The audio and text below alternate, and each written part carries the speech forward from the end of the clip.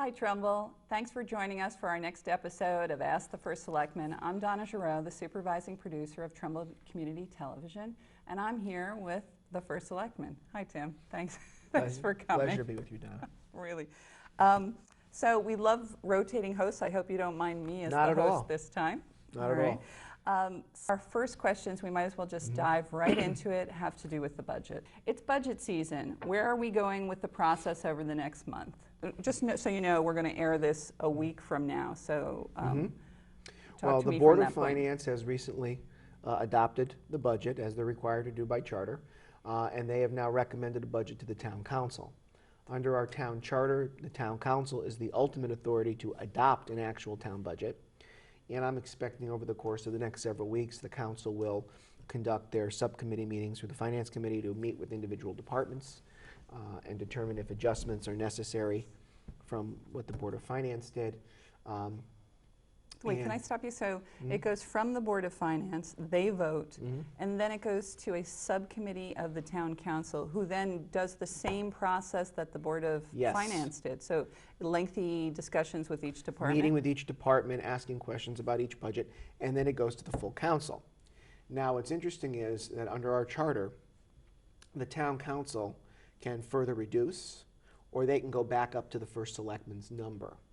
And I also, now depending upon what they do, I also have the ability to veto certain actions that they might take with respect to the budget. So if they make a reduction that I might not agree with, I can veto that, and it takes a 2/3 vote to override First Selectman's veto. If you veto it, though, does it go back to what was proposed from the Board of Finance, or does it go back to what you... First of all, I think it would be highly unlikely for me to veto an action of the Town Council taking something back up to my recommendation. Because clearly if I recommended it, I thought it was the right thing to do. If they perhaps make a reduction, a further reduction, beyond what the Board of Finance did, then I think under that type of scenario, I would look at it, determine what it was, see the information in front of me, and determine if a veto was appropriate. If I did veto, and I do have line item veto authority here in Trumbull, it would require a 2/3 vote of the council to override that. I don't think that'll happen. Wait, so you could veto, but then they could come back afterwards? They have the right to override the veto. Interesting. And I think in 6 years, there has been only one time where they've overrode me. Interesting. And it was a non-budgetary vote. I forget what it was. Was it a good decision on their part? I think it wasn't a real big decision because I don't remember it, but I don't think it was budgetary where the override happened. All right. So hopefully we don't have to do that. Yeah. Okay, so we're thinking positive. Yes. It's a good budget year, lots going on. So then the Town Council gets it, and after they voted and the possibility of what you just explained, then it's a firm budget. Yes, I mean, firm budget I sign after a certain time frame. Sign the budget into law, and then the final process in the budget process will be in May, when based upon the adopted budget that I sign, the Board of Finance is required by charter to set the mill rate.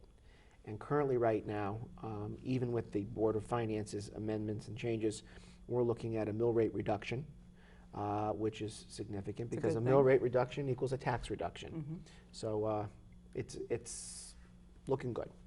Okay, and then it gets adopted in the beginning of what month? Well, the budget is based upon fiscal year, so fiscal year is July 1 of 2016 to June 30 of 2017. Just in case people aren't following, I thought it's a good idea to tell us. Absolutely. Okay, and we conveniently forget things. Another budget question, shall we?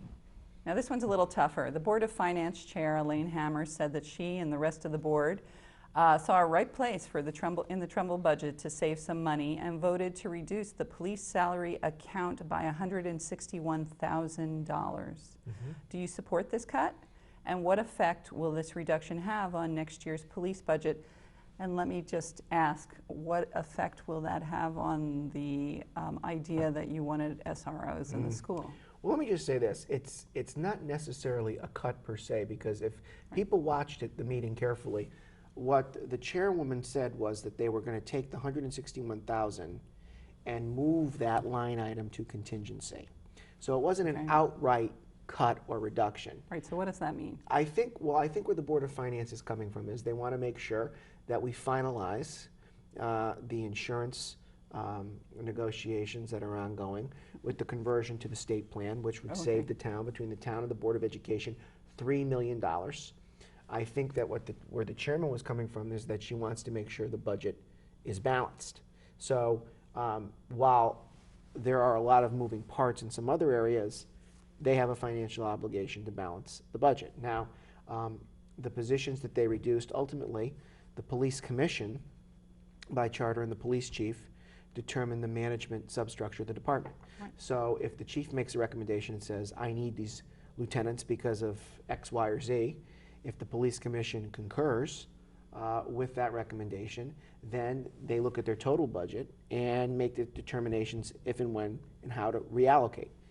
Right, so if they have a reduced budget for any reason, they have to reconsider the value of each one of the positions. Exactly. Now, the SROs are very important to me. I made that very clear. SROs are something that we should have had here a long time ago. We had them and we got rid of them. And virtually every other Fairfield County community and every other community in the state of Connecticut has school resource officers, and we don't. So the good news is the money wasn't cut outright. Okay. The money was taken from one area of the budget and placed in another.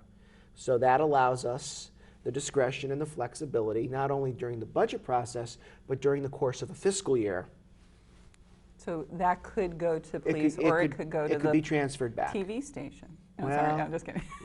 I'll leave that up to you and Chief Lombardo to figure out. I'll arm wrestle him for it. I don't think you want to do that. But just kidding. No, but that would be funny to watch. Yeah, I'd take him. Oh, whoa. Okay, I'm calling him out. Okay, okay. All right, so let's get to the next question. Hartford Republicans have stated they want municipal aid reduced or eliminated. Our budget includes an additional $1 million in municipal aid over previous years. What's your plan to close that gap should the state Republicans have their way? Well, I don't think that statement's entirely accurate. Okay. Because there have been several alternatives that have been offered by the minority leader in the House, Themis Claridis, and the Senate Minority Leader, Len Fasano. So I really disagree with the premise of that question because there have been several alternatives put on the table. But I guess the spirit of the question, though, is, gee, if there is a reduction and we depend on $1 million, how are you going to be able to? Well, the budget's going to need to balance. Yeah. And if we lose $1 million of state aid, we'll need to make reductions in other areas. But you know, I'm glad you asked that question because right now, as we sit here in this fiscal year, not the next fiscal year, what this budget's talking about, as we sit here in this fiscal year, the Board of Education currently has a $1.4 million hole in their insurance account. Before we even contemplate switching to the state plan, currently, under the Anthem plan, in this fiscal year, we have a $1.4 million hole. And what does that mean when you say a hole? Here's what it means. We have to plug it because okay.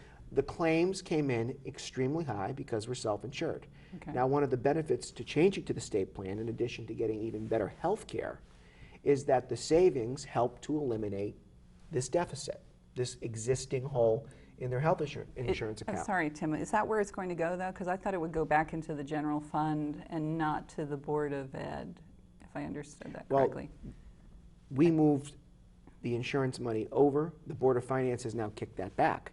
Okay. And the reason why the Board of Finance kicked that back is because of this 1.4 existing $1 million hole. I see. So now if we lose $1 million in state aid, we're now looking at a $2.4 million hole. So everyone needs to understand that this healthcare conversion not only is providing better healthcare to our employees, not only is reducing the out-of-pocket expense to all of our employees, but it is helping us to deal with an existing hole in the budget that was driven by very large claim experience under the self-insurance model, and it's going to allow us to utilize those savings to make sure our budget is balanced and that we can reduce our mill rate and concomitantly reduce our taxes. But I think that the state Republicans have been pretty consistent in offering alternatives that did not involve reducing state aid. And the problem that you have in Hartford is that for too long, you've had one-party rule and you have special interests calling the shots. the union leaders in Hartford have told the governor, we're not even going to sit down with you and talk about concessions. You have a pension fund that's the second most underfunded in the nation. It's a black hole for the wallets of Connecticut taxpayers. They have been unable to bring any type of meaningful or structural reform to deal with the problem. Unfunded liabilities code language for future tax increases. The growth of state government has continued to increase as the state population has either been stagnant or decreases. So I take exception with that question because those people that were just referenced in that question, they're in the minority. And the people in the majority have raised our taxes, increased our borrowing, increased our spending, and mortgaged our future. I think the and we're all going to pay for it. I think the concern is more on a local level, the trickle down. Absolutely. I totally get what you're saying, but people are just thinking, they're hyper focused on, if that recommendation gets, it's not I don't think it's a diss to the Republicans in Hartford. I think it's like that's who's making that recommendation. So should we go on to the next question? Sure. Okay, let's see what we got here. What is the status of the town's general funds? What plans do you have to post the town financials online quarterly, if not monthly, rather than only after the audited report has been completed? Now, before you answer that, I don't know when the audited report is complete. Is that an annual thing? We have an annual audit. Okay. We have an internal auditor that performs audit reviews that the Board of Finance determines are necessary. But it's throughout the year. Throughout the year on an ongoing basis. And then annually we have the external audit, which is performed by our external auditors. And they do a top-down assessment of the town. It takes about 3 to 4 months of meetings with the finance director and her staff to really go over all of our financials. With respect to our general fund is at 10.5%. Is that a good thing? It's a good thing because the financial rating agencies recommend a threshold of 10 to 12%, usually. In the meetings I've had with Fitch, Moody's, S&P, that's usually a recommended level. We recently enacted an ordinance that now requires that fund balance be maintained at 10% of the town's total operating budget. That's important because if you run into an emergency, like we're just talking about right now, You need the cash. you need the cash. Yeah. So it's important to have those reserves because one thing we've learned is you can't rely on the federal government and you certainly can't rely on state government. And whether it's ours or D's or a combined effort, there are a lot of things that get passed on to local government where the buck stops. Yeah. They pass a lot of their problems on to us. Now, is that an ordinance that was passed recently in Yes. this not administration, but in this? In the last month, yes, Yeah. it was. And were both parties happy with that? Well, my friends on the other side of the aisle weren't happy with it. And what I find amusing is that less than 4 months ago, we had an election campaign in the town of Trumbull. And I was criticized for the health of the general fund and for not doing enough for pensions.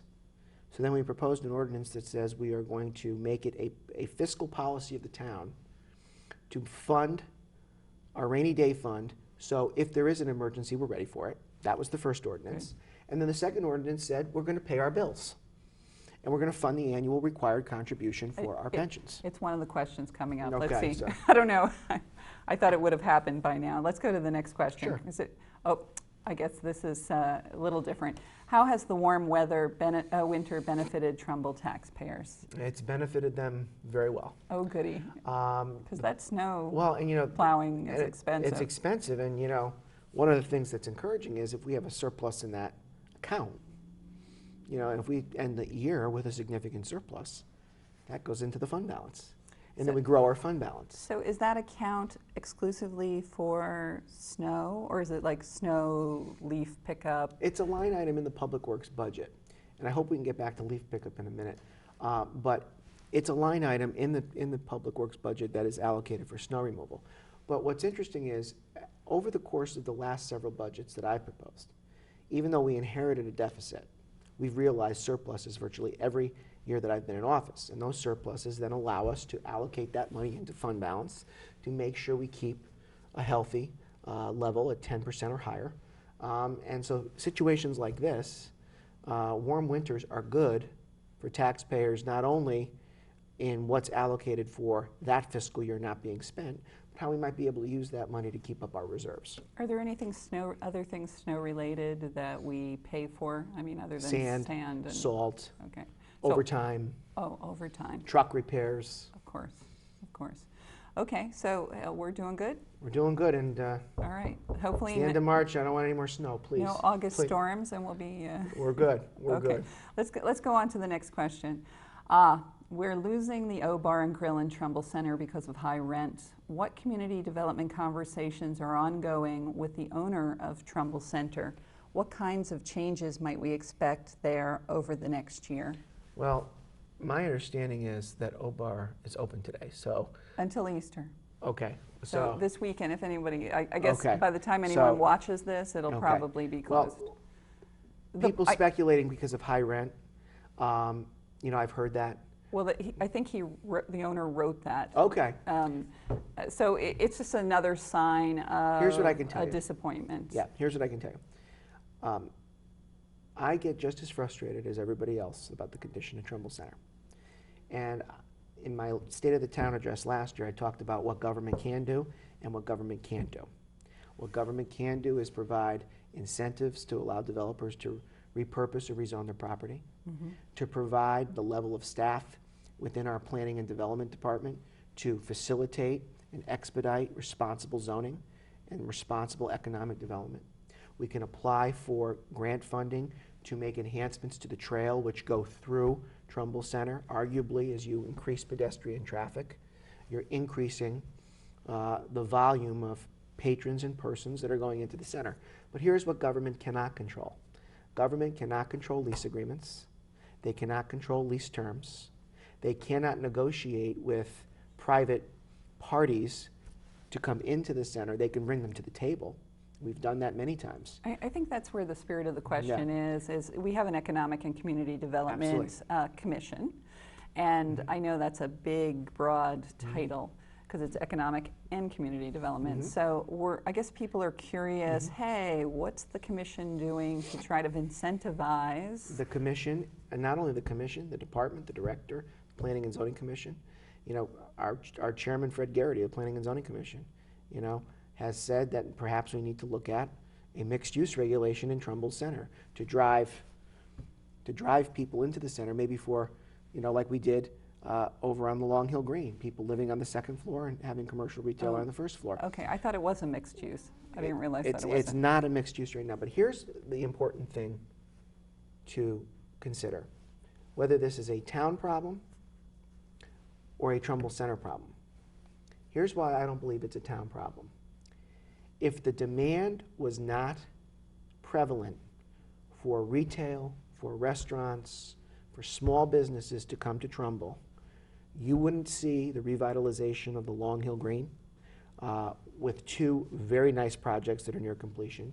You would not see the revitalization of the PJ's Garden Exchange property, which now hosts Madison Village. You would not see the renaissance that's occurred on 111. So the demand is there. Right, So it seems the demand to be, is there. So you provide us with the owner's contact information, and we all... Everyone, you know, look, I've met with the owners repeatedly. They've got to be hurt financially by having the space. Look, I don't think any developer would like their property being that vacant.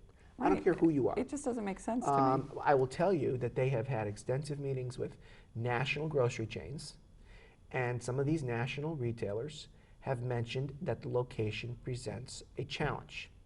Because here's what's happened. In a flood zone. Think about it. It's in a flood zone, and think about how many grocery stores are right over the Trumbull line in Stratford, right over the Trumbull line in Shelton, right over the Trumbull line in Fairfield, Bridgeport. So these are all places where Trumbulites shop, whether it's ShopRite in Shelton or Big Y in Stratford. There are a lot of grocery stores on the periphery of our town in other communities that our residents are using.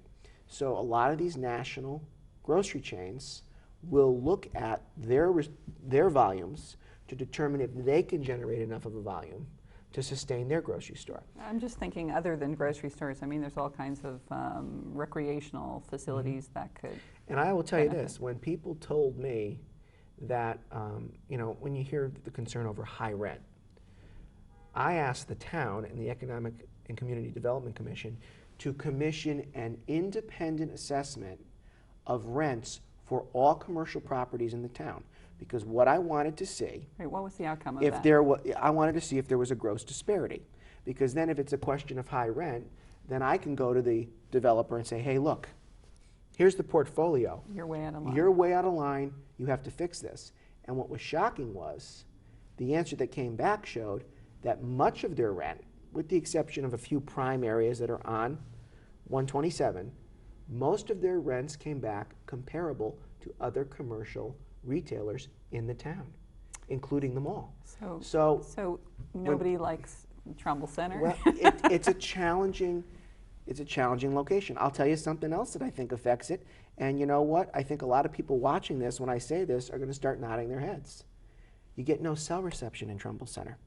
Okay, so if you're a business owner, and let's say you have to make a phone call and you can't, or if you're driving into the middle of the center and your phone drops, you know, that's something people are going to think about. If they own a business that depends upon patrons who rely upon their mobile devices to come and patronize their establishments.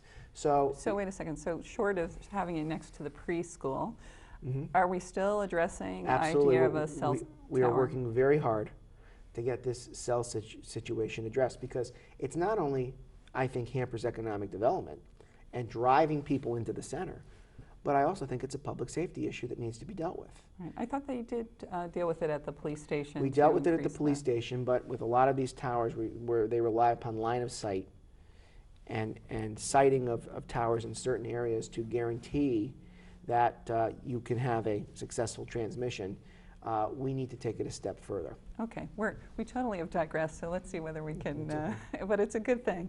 The big question, okay, ARC. The community voted by referendum to not fully fund the pension ARC in the town charter. But since then, the town council voted on fully funding it. Does it concern you that it goes against the will of the people? And can you clarify this move by the town council? Absolutely. Well, I disagree with much of the premise of that question. I thought you would. You know, some of the questions have to be a little snarky, but yeah, that's okay. It's the opposing view. That's okay. All.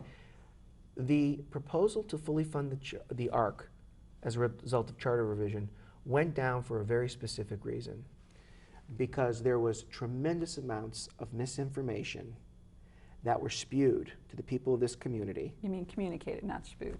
Well, I can tell you that it was very clearly articulated to people that this provision would result in cuts to public education.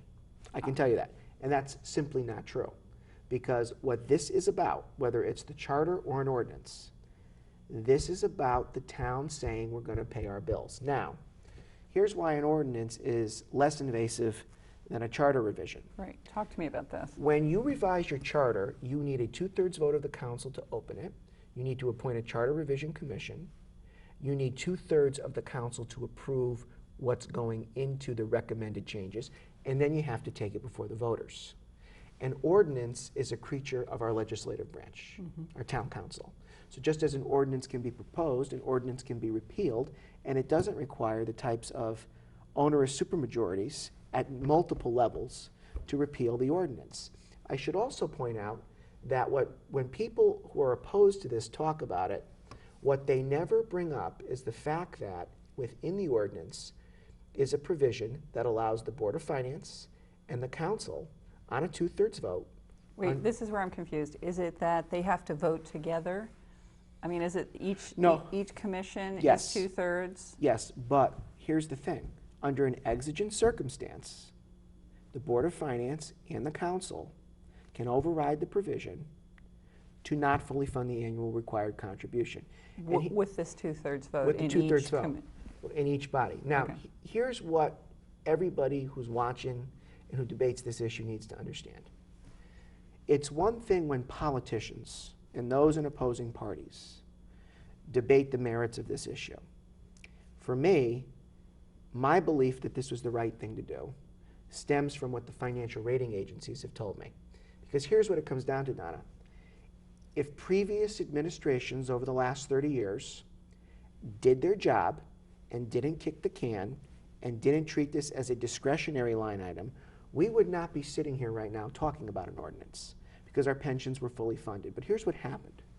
When I came into office, in the 8 years before I was elected, taxes increased 54%, borrowing and spending levels more than doubled, and despite that very aggressive increase in taxation and the total town budget, when I came into office, the pension fund was only funded at 27%. My predecessor's finance director called it a ticking time bomb. Can I interrupt you? What is it funded at now? It's now closer to 38–40%. So these are the pensions for, if you could clarify. All town employees. When you say town employees, does that include the teachers and the police officers? And police officers have a separate town fund. The teachers' pensions are paid through the State Teacher Retirement Board. All right, so when you're talking about ARC, you're talking specifically about the administrative people in the town. ARC is for, there's two pension funds. There's the town pension fund, the police pension fund. When I talk about ARC, I'm talking about ARC for both. Okay. Now the good news is the police pension fund has been better funded over that period of time. So that's a financial liability that is not as great as the town pension fund. But by funding the ARC, and this is what people need to understand, we are correcting 30 years of can kicking, where people thought this was a soft cost, they thought it was discretionary, they didn't treat it like every other financial liability where you have to pay your bills. So when we borrow money, we pay that money back, we pay our bills. Unfunded liabilities are bills that come due to a municipality or a state or any type of government agency. So we have to pay our bills. Now here's what's interesting. A lot of the people who are opposed to the ARC ordinance, virtually all of them are in favor of generous and aggressive increased funding to our public school system. And here's why this ARC is significant, because it's not just about pensions. Yeah, wait a it's second. not just Go about ahead. pensions. You finish, but because the stronger the pension fund performs means that our credit rating gets upgraded. Right, And we know that because we've had one upgrade. Right. We are now one step away from the AAA. The financial rating agencies that I've spoken to agreed with this proposed ordinance because other states are implementing it in other parts of the country. So if we get a AAA credit rating, as we go to renovate schools that are much older than Trumbull High School, that require needed repair, over the next 20 years, the interest we pay on the money we will have to borrow is significantly less, which is going to mean we invest in the things we have to invest at a reduced and more affordable cost to the taxpayer. It affects every aspect of our government, and I look forward to, in my State of the Town address next week, really focusing on this and making people understand why it's important for the long haul. I think this show is going to air, you're doing that on Thursday? Yes. This is when this show will start airing, and then the Okay. State of the Town will air afterwards. I know we're running out of time, so. I'll go as long as you want me to go. Well, I think school will end at some point, so Okay. we'll lose our helpers. But to that, is it better? I think people were objecting to the fact that it was a charter, that it was so set in stone. So do you think this is a better option than being in the charter, that it gives us more flexibility? I think it's a reasonable compromise. I do. Okay. All right. Because our charter allows our legislative body to make laws, and they've made a law. And a future legislative body might say they don't agree with that law and they want to repeal it. That's a good way to end the conversation on ARC. I'm sure you're going to be having this conversation many, many times in the future as well, because it's something, I guess people are just a little resistant to being told they have to do something. I think it's in human nature. We all have to pay our mortgage. Yeah, we do. We all have to pay our electric bill. Well, you don't have to. You can get kicked out. All right. We pay our bills. That's true. Let's go on to the next question. Often local government board agendas are not posted per the town's charter requirements, and often important financial info is not available when the agendas are posted, nor at the noticed meetings. How have you instructed board chairs and town employees to rectify this problem? Two things. I make every incoming board and commission chairman understand this provision in the charter. And look, people make mistakes. Yeah, it's been a little wonky. But I don't think if there's non-compliance, I don't think people have malicious intent. But we can't make repeated mistakes. That being said, I will tell you, the other thing that I have said to boards and commission chairs and those that serve on boards is you cannot govern always reacting to something. So a lot of these boards and commission chairs, I will tell you, walk on pins and needles because they're concerned about how they might get excoriated on social media or how people might criticize them. And I've said to them, you follow the charter to the best extent that you can, and you don't govern from a reactive standpoint. That's good advice. You lead your commission, you do the right thing to the best extent possible. Nobody's perfect, but the good thing about mistakes is you learn from them and you try to make sure they don't happen again. Excellent. Let's move on to that next question. I think it has to, this one tickled me. Oh no, wait a second. Why are we building more EMS structures behind the ambulance building? Is the town considering planning for a substation somewhere across town to help shorten response time, especially now that we are developing commerce? Now, that was a few questions from a couple of people. I sort of squished those together. But Sure. Basically, the ambulance has one exit. It's next to a very busy school and preschool. It's getting more equipment. And I think people see development across the town and say, hey, let's divide this up. Well, I can tell you that the capital plan, before it was developed, we conducted top-down physical assessment of all of our buildings.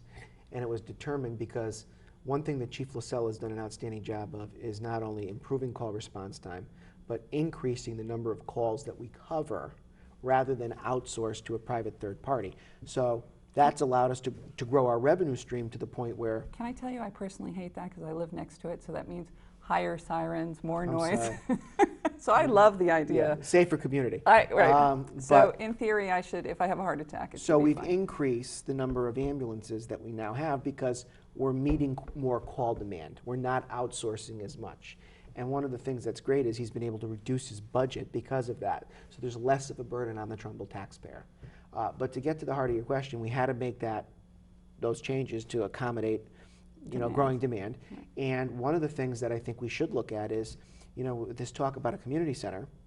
The community center should also be able to function as an emergency shelter like the existing senior center does. Exactly. So that might be an opportunity where we can look at another area of the town to perhaps have a second station, if you will. It's funny, it's been suggested to me, that very suggestion, and also possibly substations attached to the small fire houses. Or someone also suggested, why not up by the Commerce where the Public Works is, up by the Route 25. So I'm hoping this becomes the beginning of a conversation. I don't know how you make that become a conversation. So anyone else who wants to give us a question? Send us a question. Send us a question. All right, so next question. There was an idea in town recently that was considered to give tax credit to qualified seniors in exchange for working for the town. What happened to that idea, and how can it be resurrected? It's there. Oh, is it? It doesn't need to be resurrected. It's Okay. there. It's on the books. And we encourage seniors Oh, to contact our office okay. to see what items they might want to volunteer on. It's very interesting. When you with say the premise wait. the premise of that question, because if you recall, last year when this was proposed, it was raked over the coals pretty good by a lot of people, and it was going to have this dire effect on the town. And now you have people that are asking, What happened how to can it be resurrected? It's there. It doesn't have that large of an impact on the community, and if anything, Well, I don't think it's been obviously Well, from that you can tell it hasn't been real clear to it people. is. Well, it's So let me understand this. What do you consider a senior? 65 and older? 60? Now the senior center is 55. What? being I don't know somebody the who's answer. younger but getting older, I don't like to tell people whether they're a senior or not, No, because but I mean, I find that officially, what do we? I find that a lot of our seniors are very active seniors. So Oh, I believe the ordinance calls for 65. okay, that's what I wanted to know. But we'll check that, and if anyone has any questions, All right, so they would contact your office? they can contact my office. They can email us at the town website at firstselectman@trumbull-ct.gov. First Selectman, one word, @trumbull-ct.gov. Okay, and to your point about raking over the coals, I think it's a good thing that each idea gets raked over the coals. I don't You know, mind. it's- I don't mind things getting debated at all. But what I really get annoyed with is when misinformation is spread with dubious intent, and when I think it's more panic. molehills are turned into mountains. Yeah, but it's not dubious intent. Well, It's panic. You you know, see we- social media, well, they're like, we oh, proposed this oh. ordinance. Let me give you an example. I'll disagree with that premise because we proposed this ordinance, and you would have thought we were doing something that's never been done before. Danbury successfully implemented it without any type of outcry like we had. Bristol successfully implemented it. Manchester successfully implemented it, and it's been well received. It hasn't divided the community. There was no upheaval in the community. It's a good thing to say to seniors, look, we understand you're on fixed incomes. While we've increased and doubled the income qualifier, some of those seniors can't qualify for that. And if there's ways you can give back to your community and we can provide you some modicum of relief, that's a good thing to do. It's just a good thing to do. I think it's a great idea, personally. And I look forward to any of the seniors working for the TV station. Okay, so with that in mind, let's move on to the next question. I think we're, if the current senior center is in bad shape, as you've repeatedly said, why is the town measuring the building for plans to move the probate court there? Who made that decision, and is it planned for what is planned for the space in Town Hall presently occupied by the probate court? Well, as you know, the Long Hill Administration Building currently occupies the Board of Education. It does. And that was previously a school. Uncle of mine actually went to school there back in the day. Nichols School is the current senior center. That was previously a school. Actually, my mother's student taught there many, many years ago. For Mr. Ward, I might add, who's on the Board of Education. good. There's a fun fact that most people didn't know about, I guess. But these buildings are there. So they're either going to be schools or they're going to be used for town purposes. The town of Trumbull Town Hall has a serious safety problem right now and a space problem right now. We have an IT department where 4 employees are in a 200 square foot office. 200 square feet. I've been in there. You've been in there, you've seen it. The It's a little assistant hot. finance director doesn't even have her own office. Our building department and our fire marshal's office are in the basement, and we've had extensive mold problems there, which arguably is not good for anyone's health. The probate court has existed at the Trumbull Town Hall since Judge Talalian held the office back in the 1950s. But what's happened over time is the probate court has grown because the population has grown. As the population grows, demand grows, and staffing grows. So over a period of time, they have taken more and more offices in the town hall to properly serve 3 communities. At the So it's Easton, Trumbull, and Monroe? Easton, Trumbull, Monroe. Okay. What's interesting to point out is that Easton and Monroe during that time have not paid us any rent and have only contributed their prorated portion in the budget for what we've contributed. So about 3 years ago, I initiated conversations with Judge Rowe, and before that with Judge Chioda, that the building is simply too crowded to properly provide office space for our employees, and quite frankly, to better serve the public. When the public comes to town hall, we want them to have prompt and courteous service. A lot of our residents use our permitting departments, building, zoning, fire marshal. So you have these permitting departments on 3 different floors in the building.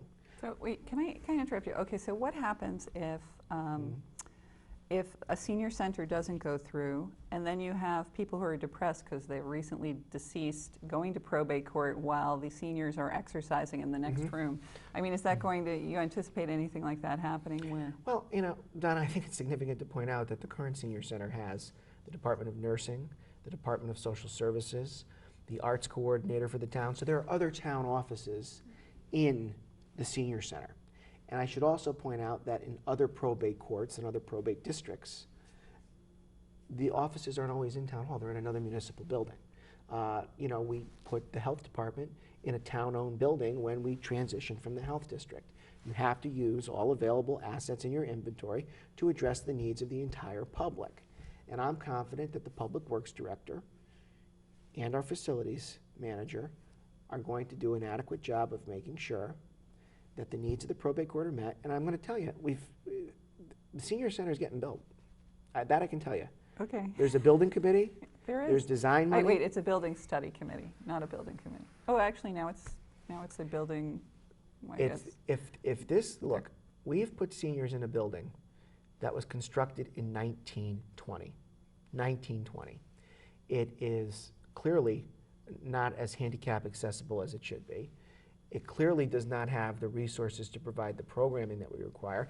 And the proof of that is last night, as you recall at that meeting, I pointed out the fact that more Trumbull seniors are using other senior centers in adjoining municipalities than seniors in Trumbull using the Trumbull Center. We have 300 regular users in Trumbull using our center, and we have 405 Trumbull seniors using other senior centers.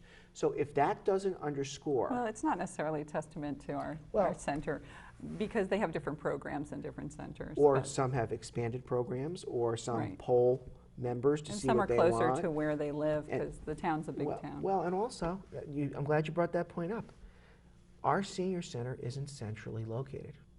The Board of Ed offices are, the town hall is, the library is, but we have a senior center that's on the southeastern portion of the town that is closer to the Shelton and Stratford line than it is to 80% of the town. If I want to go to the senior center just to check on staff and walk around and talk to seniors, I have to get in my car at town hall and I have to drive 14 minutes across town to get to the senior center. And the complaint that I hear from many of the seniors who use other facilities is where it's located and the fact that it isn't centrally located. It's not near the library, because a lot of our seniors like to go to the library. Yeah. It's not near the supermarket. Well, it's near the big Y in Stratford, but it's not near Trumbull supermarket. So, okay, so you've put that. It wasn't really clear to me. You just drew that line in the sand that you are building a senior center. As long as it doesn't go over, what's the maximum that needs a referendum vote? 15 million. And you know what? Okay, so if it stays below 15 million, you think you're going to find the money and build the center? I think that we can do this in a responsible and affordable way. And let me say this, it's not just about seniors, okay? I believe it should be a community center. One of the models that I hope the building committee will look at is the Glastonbury model. They did this in 2006. It works out great. It's united the community. It's provided a valuable resource. Seniors use it during the day, and other community organizations use it on the weekends and in evenings. Look, we have problem finding meeting space for town boards and commissions. Yeah. There's nothing to say we can't use a community center to have a government meeting. There are town organizations, PTA, Rotary, Chamber of Commerce. They need places to meet. Yeah, we have a huge lack of community. So, I look at this as an opportunity for not only seniors, giving them a center that they long overdue or deserve, but also providing the community with a place to meet, to gather, to collaborate, to learn, just as if we were making that kind of investment for any other town facility. We invest in our schools on a capital basis because we all recognize that everybody uses our schools. They do. Our teachers and students use it during the day, but the public uses it when it's not in session. And a community center should be no exception. If seniors are using it during the day, that's great. And if community organizations are using it in the afternoon, in the evening, and on weekends, that's great too. Okay, so I think we're going to wrap up with a question about roads, shall we? Is the town willing to communicate better with the residents regarding road repair? Seasonally, can Public Works publish a list of the road repairs and estimate date ranges as to when they will be repaired? Well, I should point out that we do publish a list of roads in the capital plan. So when we take the capital plan before the Board of Finance and the Council, Mr. Marsilio's department attaches a schedule of roads. So I could go where right now and see that list? Town website. So I could, because people are curious, is the road that bothers me the most being repaired this year? I think one of the things that I would consider is perhaps we can have a quick link on the main homepage. I think that'd be an excellent idea. That will guide people to the road schedule, so they're not going to have to go. Yeah, it's a little inundating to look through absolutely will. As soon as I get back to town hall, that'll be at the top of my bucket list. Well, and I don't get a comprehensive list, but when I get an email news feed from the town each week, they usually warn us beforehand. So we'll end with that question. Great, thank you. Thank you for coming. Thank you, this was great. Thank you very much. All right, and I just want to tell the town that, of course, you can send questions to Trumbull Community Television in a plethora of ways. It's on your screen, and we'd love for you to watch us because we're here for you. We're your community connection, so you can watch it on Charter and Frontier 99. And of course, you can watch a show anytime on TrumblePS.tv. Thanks a lot for coming. Thank you. I appreciate it. Thank you.